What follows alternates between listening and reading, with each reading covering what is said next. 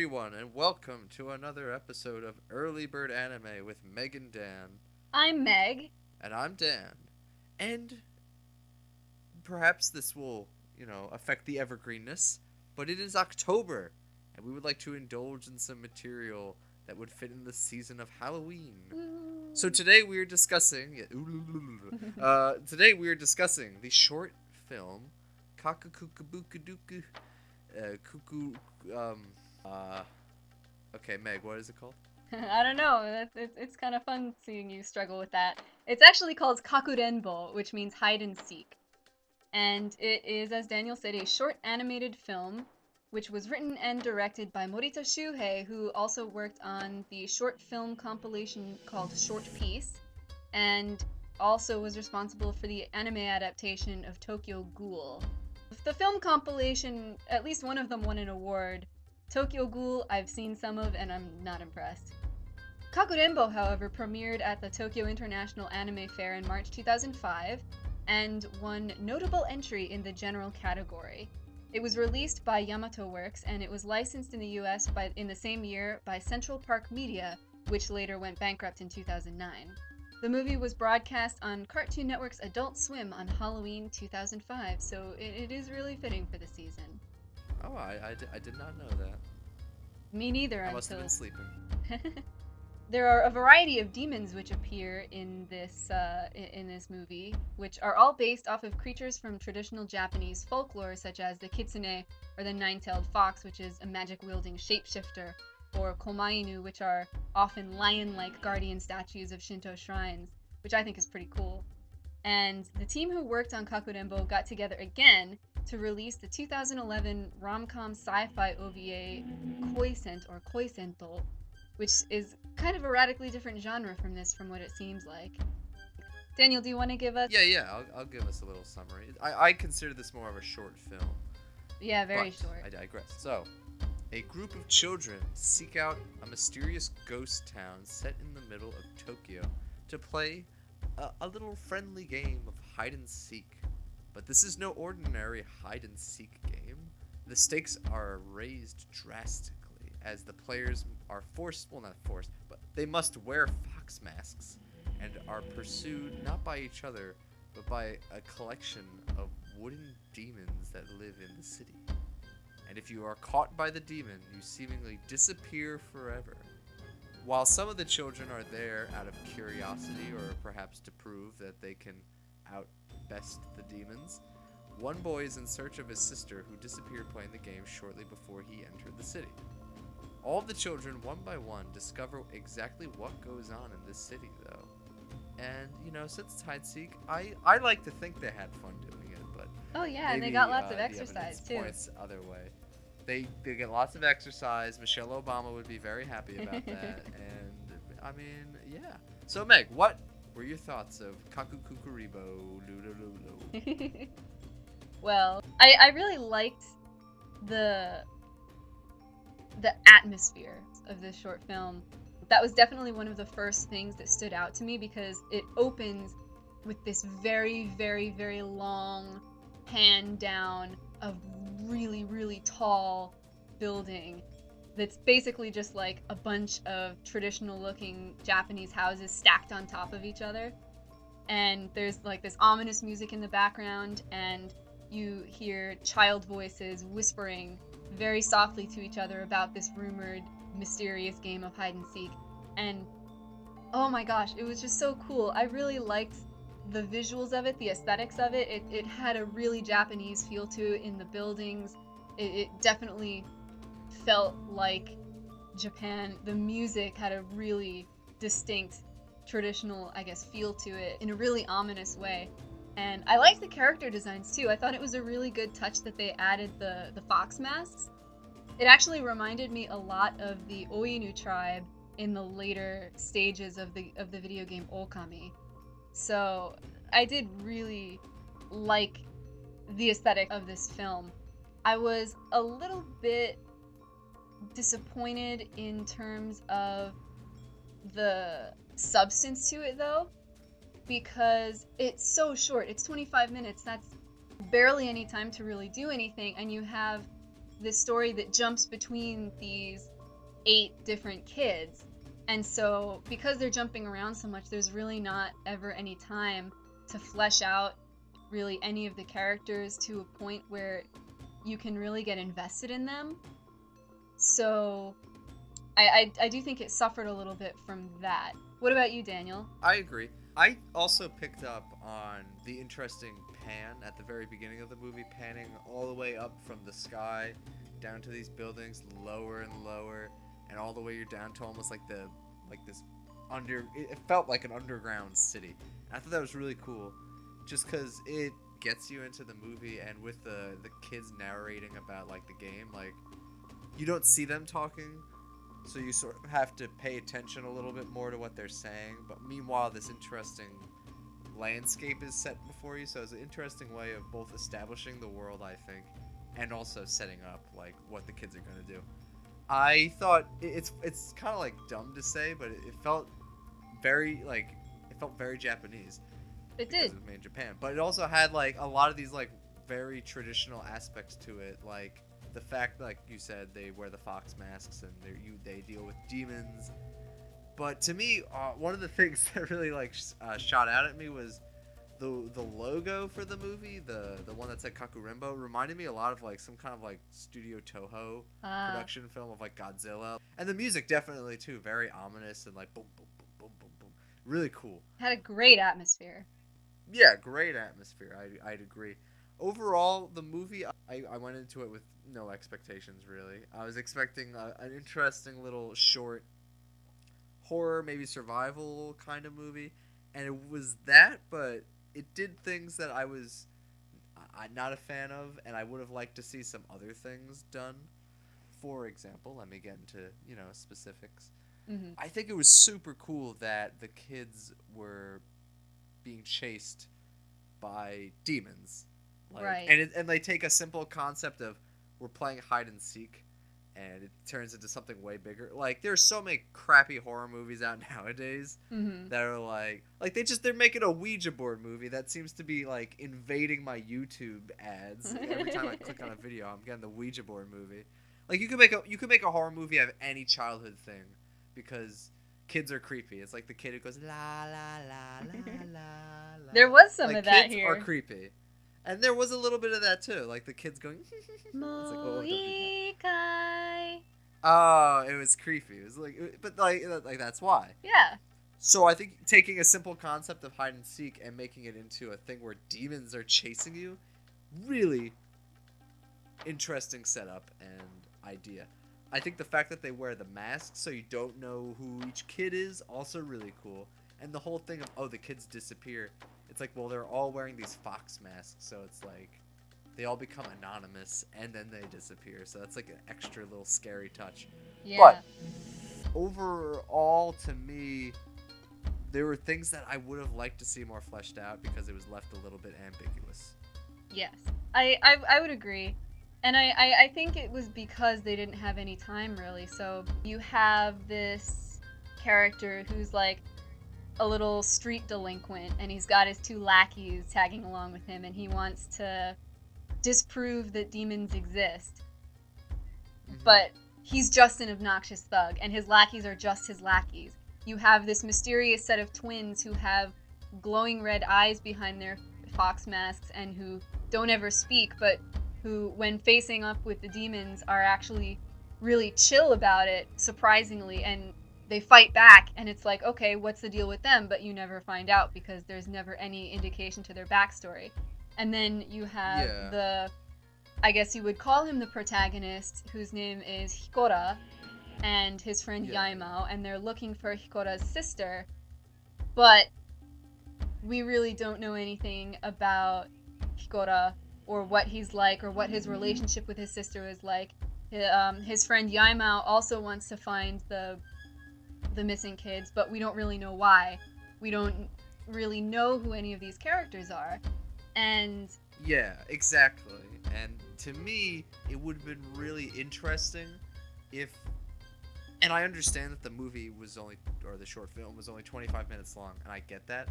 And maybe given that running length, whatever it was, the resources, that's probably the best they could do.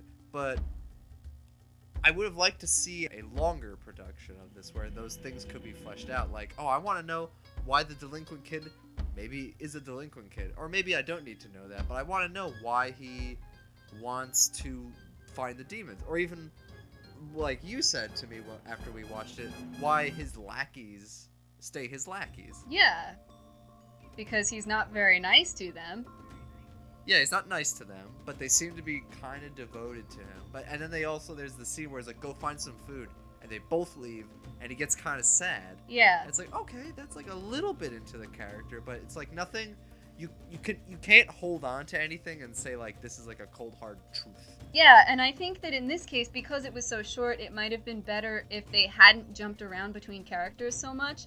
If they had focused on Hikora as a protagonist and built him up more and developed him more, then I think it would have been good to kind of engender that kind of sympathy with the main characters, because as it is, I was really intrigued by the concept and by the atmosphere, but I was really apathetic about the things that were actually happening because I didn't actually care about the characters.